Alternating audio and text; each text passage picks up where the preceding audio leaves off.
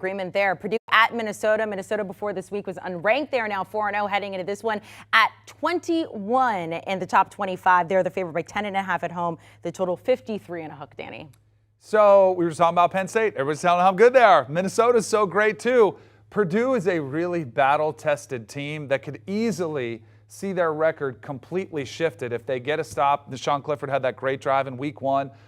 Syracuse, who's a good football team, they hit a last-second touchdown against them. I think this is a really tough matchup for Minnesota, and I think Purdue will find a way to put up some points against them offensively and slow down somewhat that rushing attack of Minnesota. I think that's way too big of a number here. Even though it's at Minnesota, I like Purdue here on the road.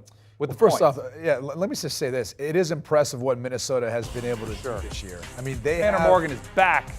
Tanner Morgan is back, yeah. and it's in part because they have Kirk Ciarrocca, their offensive coordinator, back. So you're seeing the Tanner Morgan we saw back when he was with Ciarrocca, and that's part of it. Joe Rossi, their defensive coordinator, has been phenomenal. I mean, they have the biggest yardage differential of anyone in college football, and I know they've played an easier schedule. It hasn't been that big of a cakewalk for Minnesota. It's pretty impressive to see how good they are defensively, but also what they're doing offensively now with Ciarrocca back.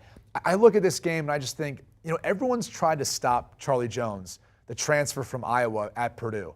He's leading the Big Ten in every receiving category. They can't stop this kid. They can't. And this is the #1 pass defense in the Big Ten in Minnesota. I think they're going to struggle to find a way of not allowing Purdue to get their points, have their plays. It's a Jeff Brom coach team. You're going to see a flea flicker at some point. It's what he does. He has a trick play. He's got a flea flicker. I think this stays within the number. I'm with you. I think Purdue is able to keep this one close. I do think there'll be a fair amount of scoring, though, from both sides of it. Even as good as Minnesota has been defensively, I think this one hits the over. Recapping Brady and Danny's picks for the Big Ten here, heading into week 5. A lot more agreement with you guys this week. We have 2 more lock unity picks here. Both of you like Iowa and the under. Hawkeyes hosting Michigan. They also say Purdue in the over on the road against Minnesota.